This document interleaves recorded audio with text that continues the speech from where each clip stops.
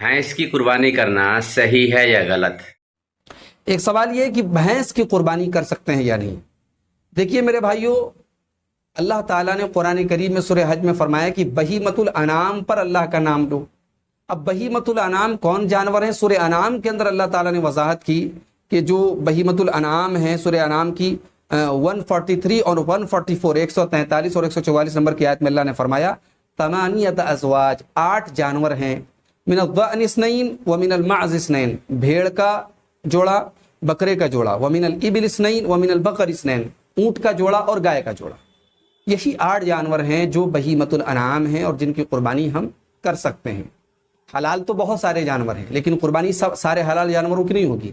بھینس حلال ہے، اس کا گوشت کھانا حلال ہے، اس کا دودھ پینا حلال ہے، وہ حلال جانوروں میں سے ہے.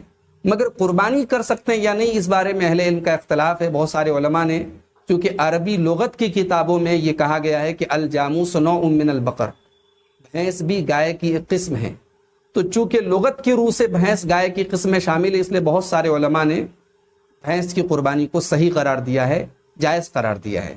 دوسری طرف بہت سارے اہل علم ایسے ہیں جو یہ کہتے ہیں کہ دیکھیے اللہ تعالیٰ نے قربانی ایک عبادت ہے، اور عبادت میں ہم اپنا قیاس نہیں لگا سکتے، اپنی منطق نہیں لگا سکتے. عبادت میں وہی کام کرنا ہوتا ہے جو اللہ اور اس کے رسول سے ثابت ہوتا ہے. تو بھینس اگر گائے کی قسم میں سے ہوتی تو بہت سارا فرق گائے اور بھینس میں نہ ہوتا. ہم جانتے ہیں کہ گائے اور بھینس میں بہت فرق ہے، دونوں کے مزاج میں فرق ہے، دونوں کے گوشت میں فرق ہے، دونوں کے دودھ میں فرق ہے، اور پھر گائے اور بھینس کا کبھی جوڑا بھی نہیں ہو سکتا ہے. یہ بھی ایک بہت واضح اور جو ہے ظاہری فرق ہے جس سے یہ ثابت ہوتا ہے کہ گائے اور بھینس ایک جنس میں سے نہیں ہے. جہاں تک اہل لغت کی بات ہے تو شریعت میں عبادتیں اہل لغت کے حساب سے نہیں چلتی ہیں. آپ دیکھیں لغت میں اگر آپ لسان العرب وغیرہ میں تو یہاں تک لکھا ہے کہ اشات، جو عربی میں جس کو عام طور سے ہم ترجمہ کرتے ہیں بکری، اشاتوں کا لفظ جو ہے عربی میں یہ بھیڑیا کے لیے بھی استعمال ہوتا ہے، یہ ہرن کے بچے کے لیے بھی استعمال ہوتا ہے. تو کیا ہم ہرن کی قربانی کر دیں؟ نہیں کر سکتے ہم. اسی طریقے سے شات کا لفظ عربی میں الحمار الوحشی، جنگلی گدھے کے لیے بھی استعمال ہوتا ہے. تو کسی جانور کا حلال ہونا ایک الگ چیز ہے اور قربانی کے جانوروں میں شامل ہونا ایک الگ چیز ہے. اس لیے بہت سارے علماء کی تحقیق ہے، لیکن دلیل کے اعتبار سے جو راجح اور مضبوط بات نظر آتی ہے وہ یہی ہے کہ بھینس کی قربانی کے بجائے انہی 8 جانوروں کی قربانی کی جائے. ہاں جہاں مجبوری ہو، ہمارے پاس کوئی اور آپشن نہ ہو، کوئی اور جانور اویلیبل نہ ہو، وہاں الگ مسئلہ ہے. جہاں ہمارے پاس اور الٹرنیٹ اویلیبل ہے وہاں ہم بھینس کی قربانی سے بچیں اور پرہیز کریں. یہی زیادہ راجح اور مضبوط بات سمجھ میں آتی ہے. دوسرا ایک سوال یہ تھا کہ بھینس کی قربانی کے اوپر، اس پر ابن منذر رحمہ اللہ کا ایک قول موجود جس کو غلام مصطفیٰ زیر منپوری صاحب نے بھی نقل کیا تھا کہ اور احمد بن حنبل رحمۃ اللہ علیہ کا بھی ہے کہ بھینس کی قربانی پر امت کا اجماع ہے. ٹھیک ہے نا. اور ایک چیز اور کہ حتیٰ کہ جو پرانے جو ہے حدیث تھے جیسے کہ صلی اللہ علیہ وسلم صاحب رحمہ اللہ، باقی جتنے وہ لوگ بھی 3 وہ لوگ بھی کیا بھائی آپ بہت سارے سوالات ہو گئے، یہ آپ کا آخری سوال ہے، یہ آپ کا لاسٹ جی سوال ہے. بالکل آخری سوال ٹھیک ہے. یہ وہ بھی بھینس کی قربانی کے اجماع ہے اس کے اوپر، کیونکہ 50 سال پہلے کوئی عالم نہیں ہے جو بھینس کی قربانی کو حرام کہتا ہو یا ناجائز کہتا ہو. دیکھیے بھینس کی قربانی کے مسئلے میں قرآن سے کوئی دلیل نہیں ہے، حدیث سے کوئی دلیل نہیں ہے. نہ تو قرآن کی کسی آیت میں ہے کہ بھینس کی قربانی کرو، نہ کسی حدیث میں ہے، نہ کسی صحابی سے یہ صحیح سند سے ثابت ہے. علی رضی اللہ تعالیٰ عنہ والی جو روایت پیش کی جاتی ہے وہ بے سند مطلب بے سر پیر کی ہے. نہ تابعین میں سے کسی سے ثابت ہے، تابعین میں سے کسی ایک سے بھی جو ہے قربانی ثابت نہیں ہے بھینس کی قربانی، نہ اتباع تابعین میں سے کسی سے ثابت ہے. ابن منذر رحمۃ اللہ علیہ نے لکھا ہے. وہ کیا صحابی ہیں، تابعی ہیں، کون ہے وہ؟ احمد بن حنبل تابعین نہیں. پہلی بات یہ کہ انہوں نے کیا کہا وہ تو الگ بات ہے. پہلی بات وہ صحابہ تابعین اتباع تابعین میں سے آتے نہیں. دوسری بات جو انہوں نے کہا ہے وہ زکوٰۃ کے مسئلے میں کہا، ابھی میں نے فیس بک پر پوری پوسٹ ڈالی ہے. انہوں نے زکوٰۃ کے مسئلے میں کہا ہے کہ زکوٰۃ کے مسئلے میں بھینس کو گائے کے ساتھ ملائیں گے، اس پر امت کا اجماع ہے. ہم اس کو تسلیم کرتے ہیں، لیکن انہوں نے اپنی کتاب میں یہ نہیں کہا ہے کہ بھینس کی قربانی پر اجماع. یہ بات ان کی نہیں ہے. آج کوئی دعویٰ کر سکتا ہے. میں آپ کو کہتا ہوں، سنو میری بات سنو، آپ میری بات سنو. پوری امت میں سے کسی ایک بھی معتبر محدث امام فقیہ نے یہ دعویٰ نہیں کیا ہے کہ بھینس کی قربانی پر اجماع ہے. میری معلومات کے حد تک. بھائی فقہی دنیا ایک سمندر ہے، جتنے بھی اقوال خاص طور سے اس سال جتنے لوگوں نے پیش کیے ہیں سب کا میری وال پہ جائیے, فیس بک پر میری وال پہ جا کے چیک کیجیے, سب کا جواب میں نے دے دیا ہے کہ کہیں بھی اجماع کا نہیں, کوئی بھی اجماع کا قائل نہیں ہے. امام احمد رحمہ اللہ, سنیے, یہ جتنے لوگ حوالے دیتے ہیں نا اجماع کا, ان سب نے جو یہ کہا ہے کہ بھینس کو ملایا جائے گا بقر کے ساتھ, گائے کے ساتھ, ان سب نے یہ بات زکات سے متعلق کہی ہے, سب نے. تو یہ ساری باتیں تو غیر متعلق ہوں گی. صرف ایک قول جو امام احمد رحمہ اللہ کا ہے, امام احمد رحمہ اللہ کا قول کیا ہے کہ ان سے کسی نے پوچھا کہ کیا بھینس میں بھی 7 لوگ شریک ہو سکتے ہیں, یہ صحیح سند سے ثابت ہے امام احمد رحمہ اللہ سے. ان سے کسی نے پوچھا کیا بھینس کی قربانی میں 7 لوگ شریک ہو سکتے ہیں, انہوں نے کہا کہ اس میں خلاف نہیں جانتا, اس کے خلاف مجھے علم نہیں ہے. وہ کہہ رہے اس میں اختلاف میں نہیں جانتا. یہاں پہ 2 پوائنٹ ہے. پہلا پوائنٹ یہ ہے کہ امام احمد رحمہ اللہ یہاں ایک جزئی مسئلے میں بات کر رہے ہیں. کس مسئلے میں؟ کہ قربانی, بھینس کی قربانی میں 7 لوگوں کی شرکت, اس میں ان کا یہ کہنا ہے کہ میں اس میں اختلاف نہیں جانتا. لیکن ان کا یہ کہنا کہ اس میں اختلاف نہیں جانتا میں, اس سے یہ لازم نہیں آتا کہ وہ بھینس کی قربانی کے بارے میں بھی یہی اسٹیٹمنٹ دے رہے ہیں. میں اس کو مثال سے سمجھاؤں. ابھی جیسے شیخ سرفراز نے کہا, ہم سب نے سنا ابھی, کہ عقیقے کے بارے میں امام ابو حنیفہ رحمہ اللہ عقیقے کے قائل نہیں ہے. عقیقے کے مسئلے میں ایک اختلاف کیا ہے کہ امام ابو حنیفہ رحمہ اللہ عقیقے کے قائل نہیں. ایسے بعض اہل علم لڑکی کی طرف سے عقیقے کے قائل نہیں. عقیقے میں یہ 2 بنیادی اختلاف ہے. ایک کیا, امام ابو حنیفہ رحمہ اللہ جو ہے علی الاطلاق عقیقے کے قائل نہیں ہے, اور بعض اہل علم عقیقے کے قائل ہیں لیکن لڑکی کے عقیقے کے سلسلے میں اس کے قائل نہیں. لیکن آپ امام ابن القطان رحمہ اللہ کی کتاب اجماع جا کے دیکھیں, ان کی کتاب یا کسی اور کی کتاب, تھوڑا سا میں بول رہا ہوں, تو اجماع پہ جو کتاب ہے انہی میں سے غالباً امام ابن القطان رحمہ اللہ کی کتاب ہے. میں انشاءاللہ پوسٹ ڈال دوں گا فیس بک پر, آپ اس میں پڑھ لیجئے گا کلیئر کر کے. غالباً امام ابن القطان رحمہ اللہ کا قول ہے کہ اگر جڑواں بچے پیدا ہوں تو ان کے عقیقے کے بارے میں کسی اختلاف کو نہیں جانتا. جڑواں بچے پیدا ہوں تو ان کے عقیقے کے بارے میں, یعنی ان میں سے ہر ایک کی طرف عقیقہ کیا جائے گا, اس مسئلے میں کوئی اختلاف میں نہیں جانتا. اب وہ جو جزئی مسئلے میں انہوں نے کہا کہ جڑواں بچے کے عقیقے کے بارے میں, ہر ایک کی طرف سے عقیقے کے بارے میں کوئی اختلاف نہیں جانتا, تو اس کو بنیاد بنا کے ہم یہ کہتے ہیں کہ عقیقے میں بھی کوئی اختلاف نہیں ہے. نفس عقیقے کی مشروعیت میں کوئی اختلاف نہیں ہے. ایک طرف 2 طرح کا اختلاف ہے. امام ابو حنیفہ رحمہ اللہ پوری طرح سے خارج کریں عقیقے کو کہ ہم اس کو نہیں مانتے, اور بعض اہل علم کہتے ہیں لڑکیوں کی طرف سے عقیقہ نہیں ہے.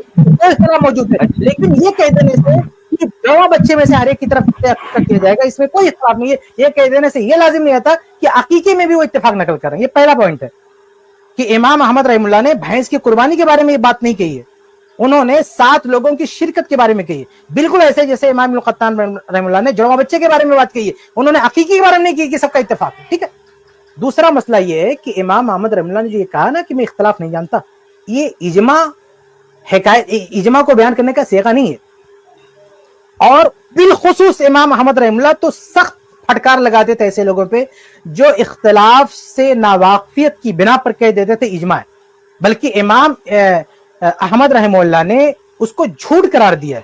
آپ میری پوسٹ جا کے پڑھیے, اگر اللہ نے توفیق دی تو ساری باتیں کتابوں میں بھی آ جائیں گی.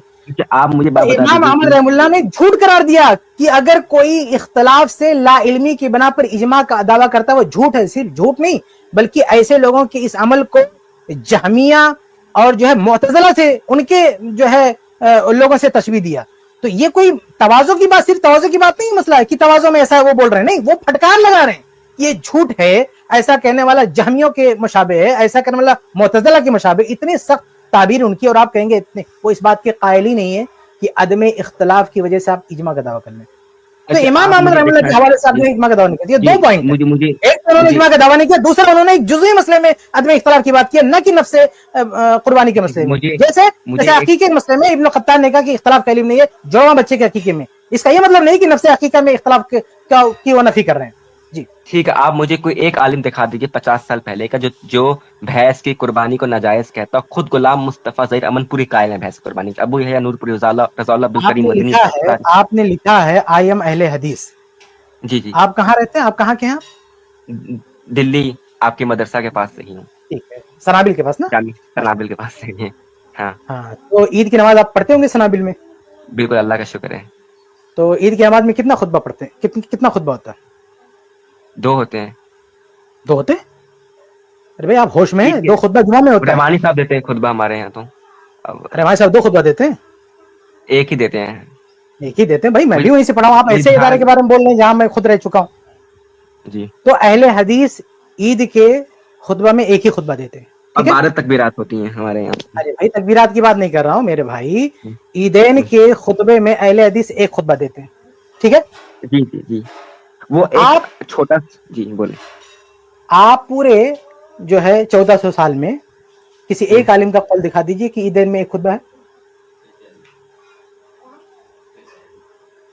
اچھا. یاد یاد رہے کہ امام ابن حزم رحم اللہ نے عیدین کے خطبے کے بارے میں کہا کہ دو خطبہ ہے, اس میں مجھے کسی اختلاف کا پتہ نہیں ہے.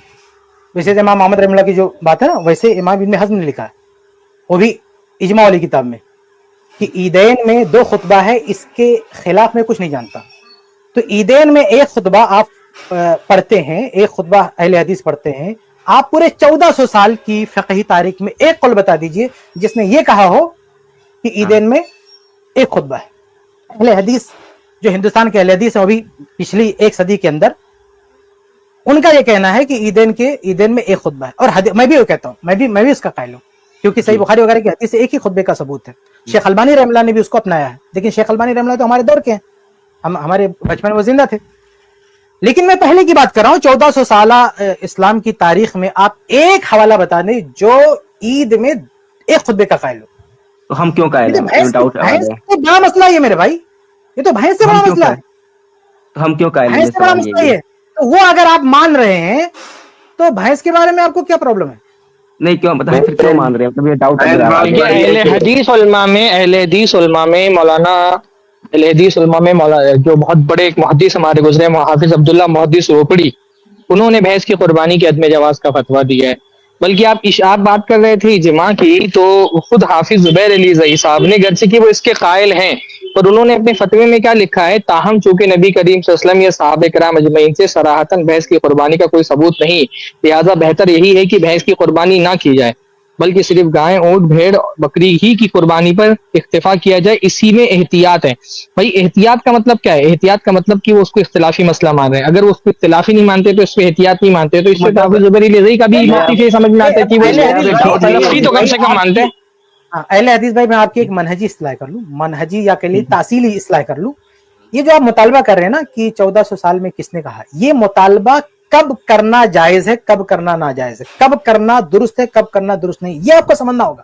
ایک تاصیلی مسئلہ ہے, یہ علمی اصالت کا مسئلہ ہے کہ یہ سوال آپ سنیے, اگر آپ میرے بات سنیے, آپ اگر کسی مسئلے میں اجماع ہے تو آپ یہ سوال کر سکتے ہیں, تو آپ یہ سوال کرنے کا آپ کو حق ہے کہ آپ سے پہلے کس نے یہ بات کہی ہے, یہ سوال کرنے کا.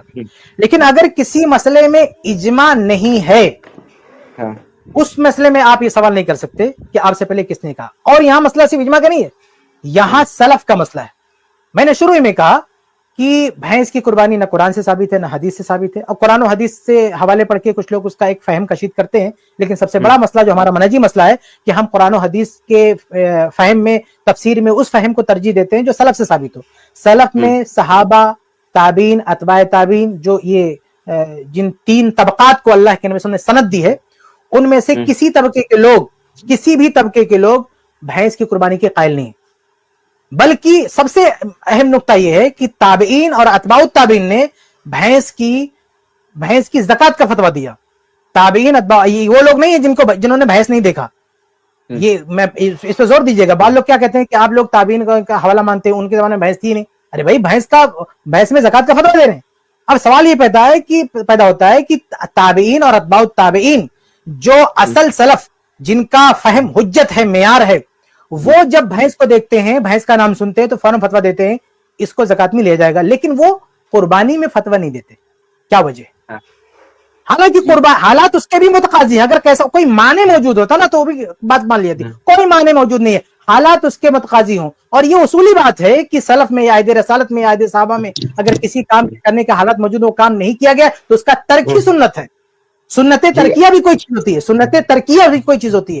تو جب سلف نے فرق کیا ہے, سلف نے بھینس کی قربانی, بھینس کو زکات میں لیا ہے, قربانی میں نہیں لیا ہے, ہم بھی اسی سلف پہ رہیں گے, اسی فہم پہ رہیں گے. یہ ہمارا منہج ہے, یہ ہمارا اصول ہے. हम उससे नहीं हटेंगे, बात की पूरी दुनिया एक तरफ हो जाए, हमें इससे कोई फर्क नहीं पड़ता। जो चीज हदीस से साबित होगी हम वही मानेंगे, जो चीज हदीस से साबित नहीं होगी पूरी दुनिया करे हम नहीं मानेंगे। मैं एक और मिसाल और आपको दे दूं, बच्चा पैदा होता है, उसके कान में अजान देना चाहिए कि नहीं देना चाहिए? आपकी क्या राय है? नहीं देना चाहिए, नहीं देना चाहिए, बिल्कुल मैं इसका नहीं देना बिल्कुल चाहिए। नहीं देना चाहिए। आपसे पहले किसने ये बात कही कि नहीं देना चाहिए बच्चे के कान में अजान? आपने कही है, मैंने आपका मैं दलील से तसल्ली। अरे भाई मेरी बात छोड़ो यार, मेरी बात छोड़ो। ये 1400 साल दौर में किसने कहा कि बच्चा पैदा हो तो अजान नहीं देना चाहिए? हदीस बल्कि ज़ईफ़ है ना इमाम वो तो, तिरमिज़ी हदीस रहमतुल्लाह ने ज़ईफ़ तो है। क्या लिखा, इमाम तिरमिज़ी रहमतुल्लाह ने लिखा है सुनन तिरमिज़ी में कि इसी पर उम्मत का अमल है, और उस इमाम तिरमिज़ी रहमतुल्लाह के उस बयान को लेकर बाद लोगों ने इजमा का दावा किया। तो आप बताइए कि जो है कान में अजान देना चाहिए, किसने इसका इनकार किया? सहाबा ने दिया नहीं है ना, क्योंकि हदीस ज़ईफ़ है, और ताबीन ने नहीं दिया। ये कहते हैं भाई, जब हम, हालांकि देखिए हिंदुस्तान में बहुत सारे अहले हदीस इस पे अमल करते थे, लेकिन जब उनको ये पता चला ना कि ये हदीस ज़ईफ़ है तो छोड़ दिया। तो कहने का मतलब ये है कि अगर कोई चीज साबित हो, हमारा अमल हो रहा हो, अगर हमें पता चलेगा कि ये हदीस से साबित नहीं, पूरी दुनिया अमल करे, पूरी दुनिया अमल करे, हम उसको नहीं मानेंगे। समझ रहे? जी पूरी जी दुनिया अमल करे, हम उसको नहीं मानेंगे। जी मैं शाहीन बाग में रहता हूँ, शाहीन बाग में ही सनाबिल है ना आपका जो मदरसा है, जानते होंगे आप शाहीन बाग का नाम। हाँ, तो 7 साल गुजारा मैंने वहाँ पे। हाँ जी मैं वहीं पे रहता हूँ। तो मेरा जैसे कि मेरा सवाल बस मतलब गुलाम मुस्तफा ज़हीरी में तो एक मुहद्दिस का दर्जा रखते हैं, तो वो भी अब मतलब भैंस की कुर्बानी, मैंने खुद हिस्सा ले लिया भैंस की कुर्बानी में। अब मैं क्या अरे भाई आप उनकी बात सुनिए, आपको लगता है उनकी बात सही तो मान लीजिए। आप मुझसे बात कर रहे हैं ना इस वक्त, अगर आपको उनकी दलील समझ में आ रही तो उनको मान लिया, हम थोड़ी मानेंगे। हम क्यों माने भाई? हमारे नजर में ना कुरान से सबूत, ना हदीस से सबूत, ना सहाबा से सबूत, ना ताबीन से सबूत, ना अतबाउ ताबीन से सबूत, बस यही हमारी असल दलील है और असल मेयार है। इसके बाहर आप तो किसी का हवाला लोगे तो हम कैसे मानेंगे? शेख जुबैर अली ज़ई साहब, जिनको उस्ताद माना जाता है इन हजरात का, जिनका आप नाम लेते हैं, वो कहते हैं कि वो खुद कहते हैं कि जो असल उनके नजर में जो हुज्जत है वो सहाबा है और उसके बाद के ताबीन है। उसके बाद के उलमा जैसे इब्न तैमिया रहमुल्लाह, दूसरे लोग, वो खुद उनको जो है हुज्जत नहीं मानते। तो भाई हम ये नहीं कहते कि बाद के उलमा की कोई हैसियत नहीं, बहुत बड़ी हैसियत है, बल्कि हम अपने फहम पर उनके फहम को तरजीह देते हैं।